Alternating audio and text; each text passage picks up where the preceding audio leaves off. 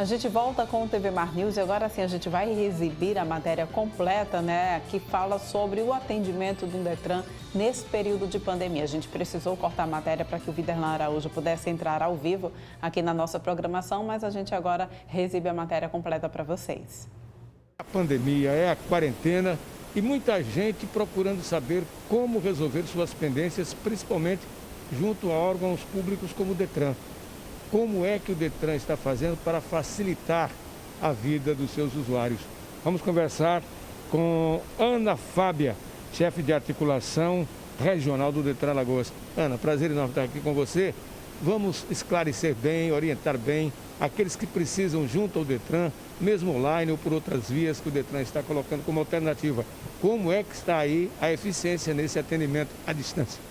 Bom dia, eu agradeço aqui a oportunidade.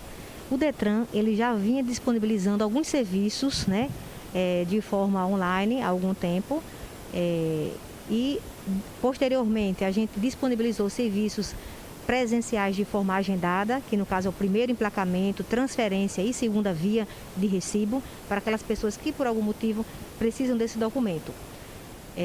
E agora, mais recentemente, nós disponibilizamos o serviço de junta médica, ou seja, as pessoas que precisam fazer o serviço de junta médica, que antes precisariam vir presencialmente ao Detran, elas agora podem, pela internet, emitir a guia e fazer todo o procedimento.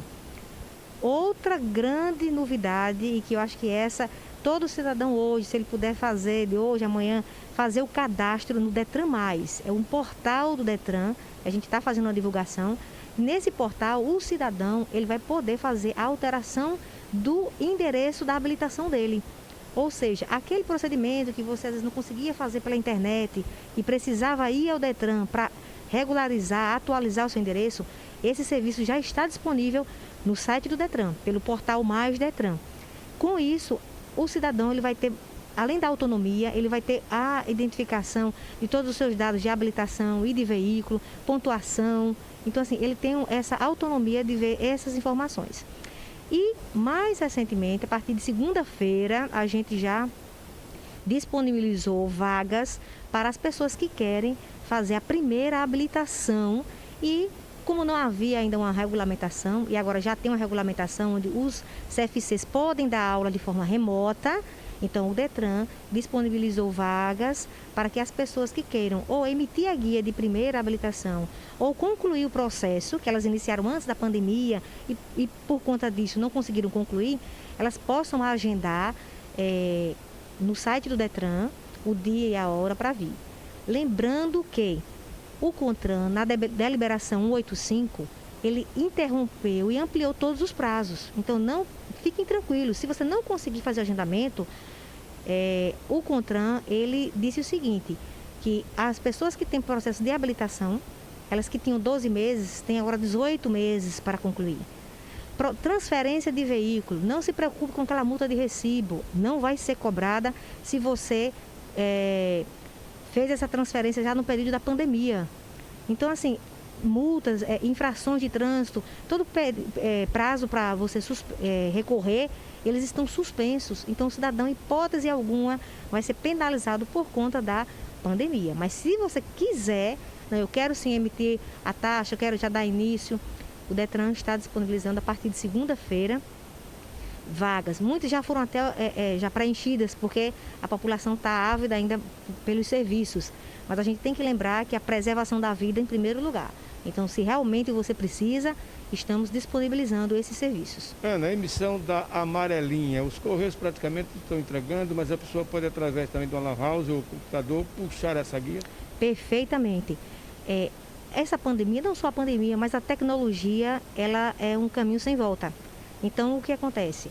Muitas pessoas reclamavam que às vezes o correio não entregava, ou a amarelinha, ou o próprio documento. Então, o que foi que o Denatran até já se antecipou a isso.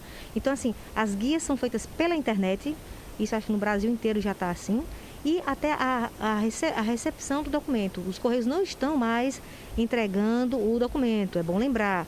Pagou todas as taxas do Detran, o IPVA, que é da Cefaz, o seguro, pagou tudo. Um tempinho depois, consulta o site do Detran, vê que está tudo pago. O que você vai fazer? Você pode baixar a sua versão eletrônica. No site do Detran tem o passo a passo de como você baixar o aplicativo e ter a versão eletrônica.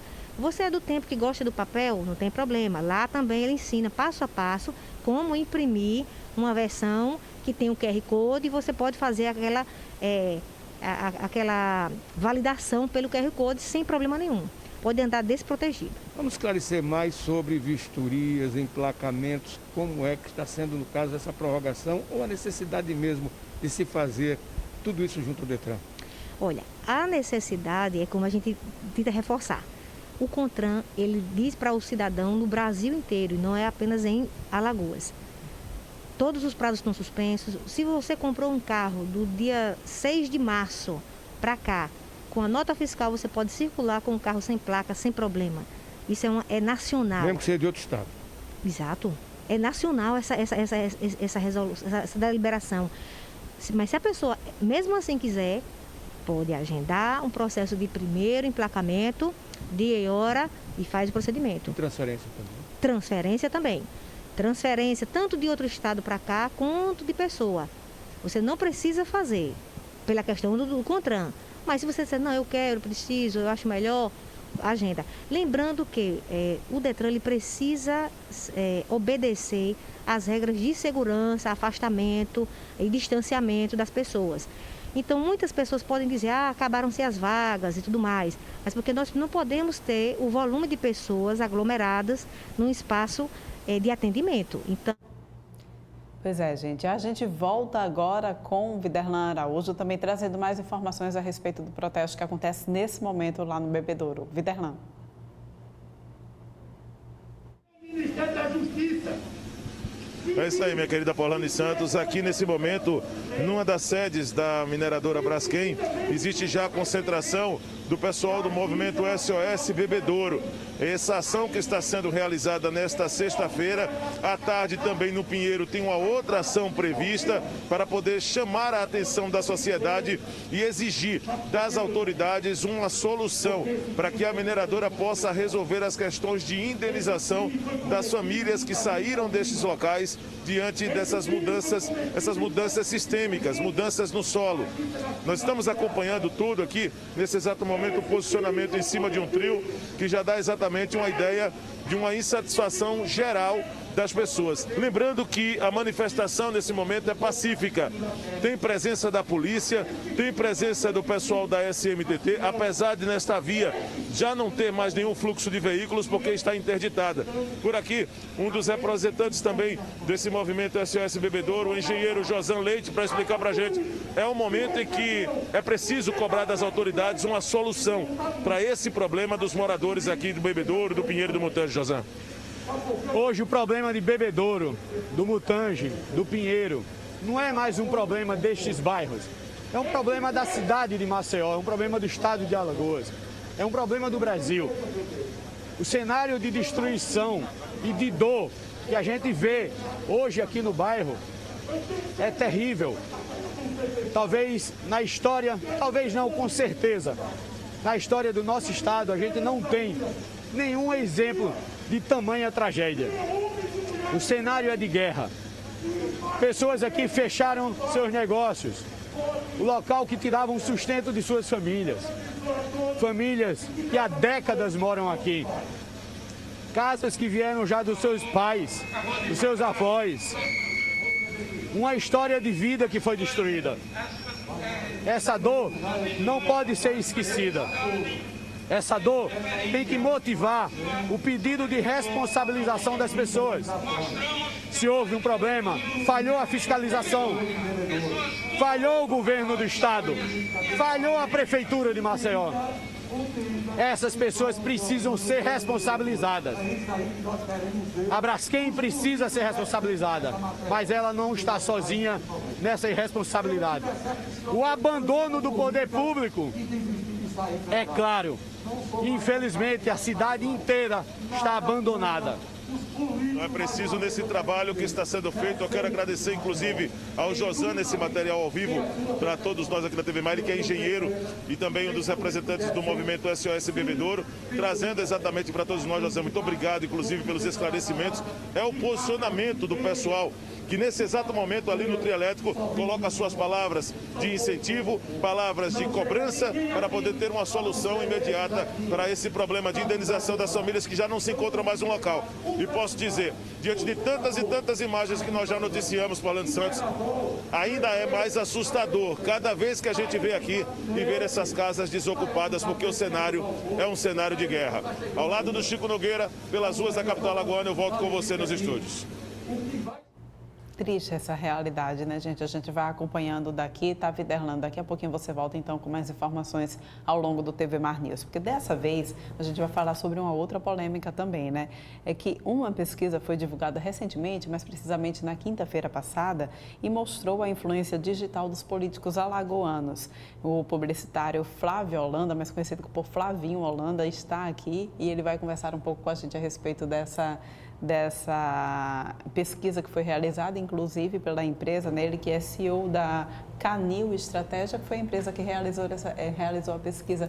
Flavinho, então, causou um rebuliço danado, né? Rapaz, causou mais rebuliço do que a gente podia imaginar, né? Recebeu muita ligação, muito contato de prefeitos, de vereadores, querendo entender, primeira coisa, querendo entender melhor e perguntando como é que poderia se posicionar melhor no ranking. Acho que a pergunta básica que todo mundo faz é como é que eu vou para cima, como é que eu vou para o primeiro lugar, eu quero chegar no primeiro. Então, isso foi uma das coisas que mais causou rebuliço no mercado e junto aos políticos que estão listados no ranking. E eu queria que você explicasse um pouco como é que foi feita essa pesquisa, qual foi a metodologia que vocês utilizaram.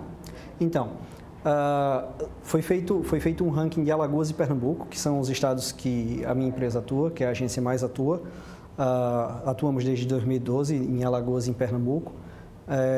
Inicialmente foram criados 2 rankings.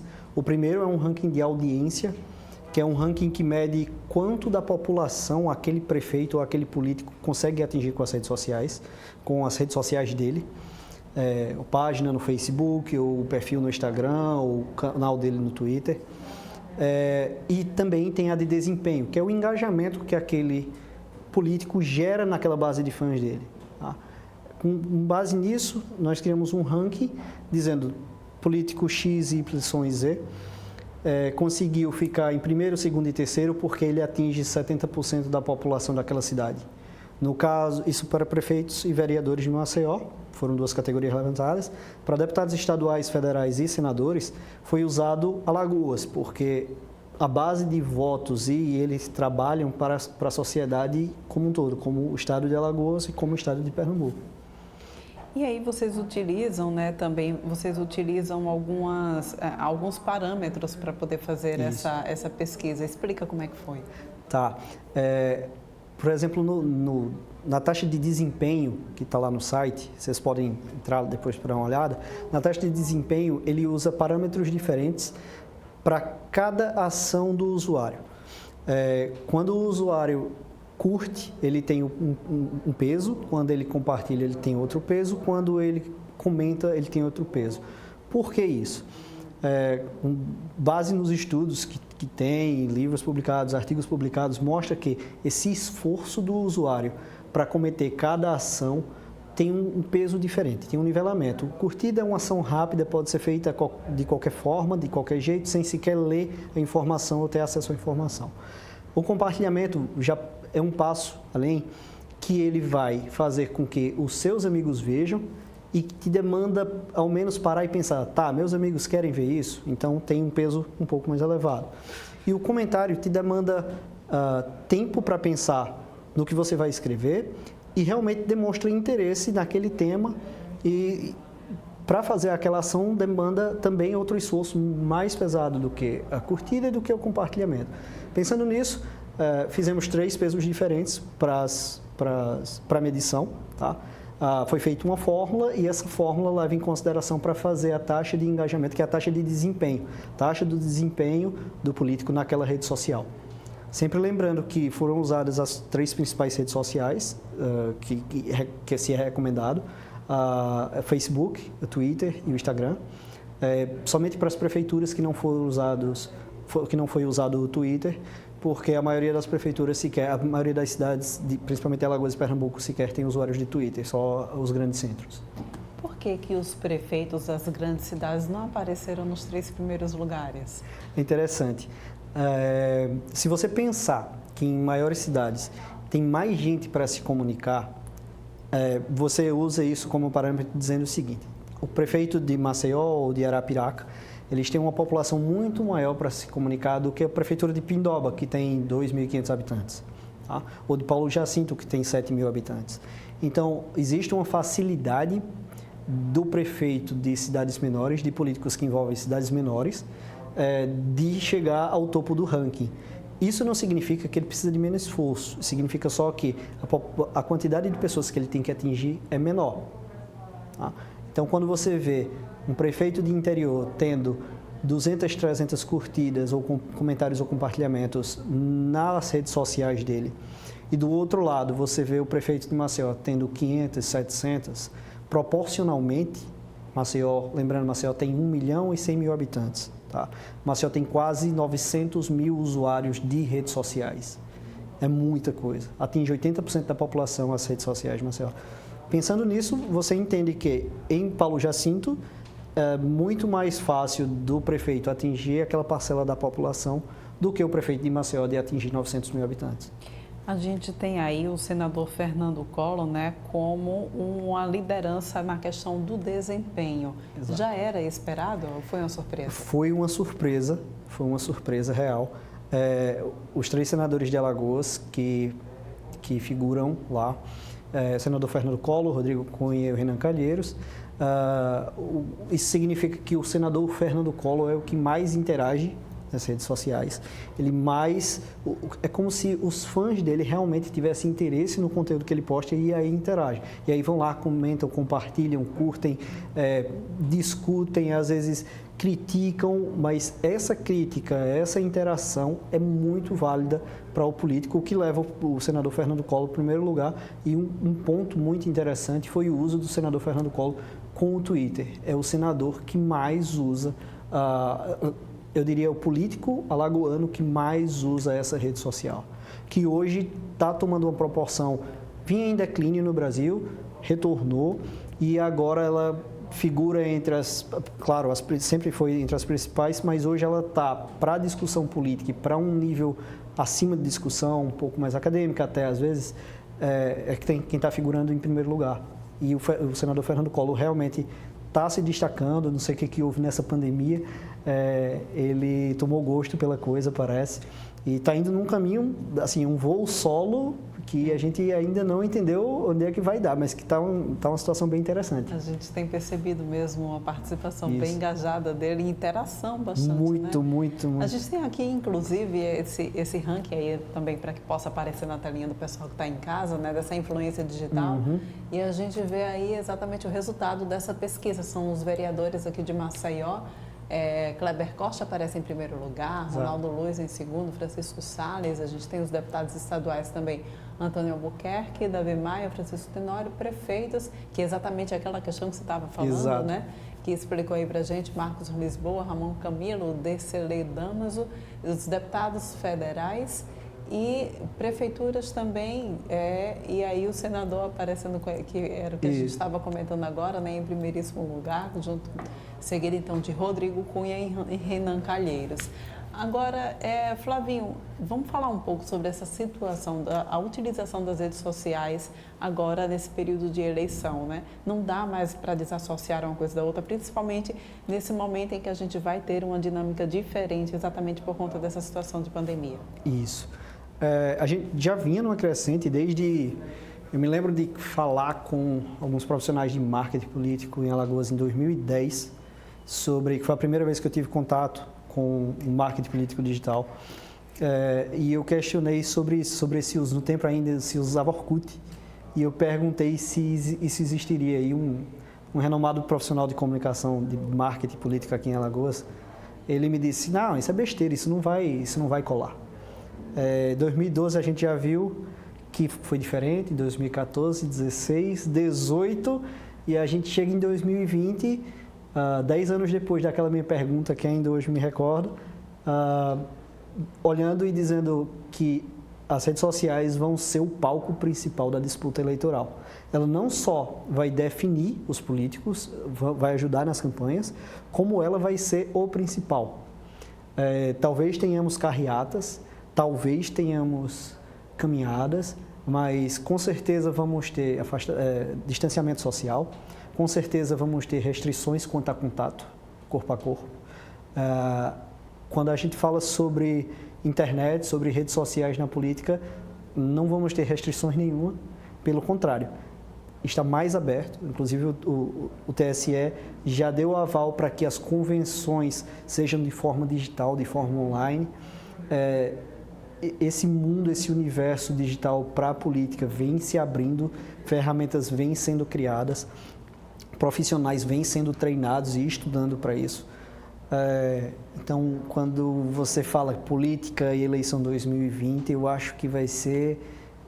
É uma caixinha de surpresa, porque nem a gente sabe o que é que vai acontecer, a verdade é essa. Só atenção agora para fake news, a gente tem que estar atento. A gente está aí, então, na sua telinha, né, também aparecendo aí o site exatamente da empresa que fez essa pesquisa, para você que tem interesse, então, em saber mais detalhes dessa pesquisa, é só acessar, está aí mostrando para vocês essa pesquisa que foi realizada no site. E aí a gente vai encerrando então a entrevista. Muito obrigada, Flavinho, pela tua participação aqui no TV Mar News. A gente volta a se encontrar em uma outra oportunidade, em uma outra pesquisa. Eu agradeço a atenção de vocês. Quem quiser saber mais sobre a pesquisa, é no www.knewnew.com.br/ranking, e lá você tem acesso a todas as informações, inclusive a explicação de como funciona essas taxas de engajamento, essa taxa de desempenho e o ranking de todos os políticos lá, inclusive com as redes sociais dele, que você pode entrar para fiscalizar, para questionar, para perguntar. Estamos à sua disposição. Muito bem, muito obrigada. A gente vai então para um rápido intervalo, mas a gente volta daqui a pouquinho trazendo mais informações para vocês.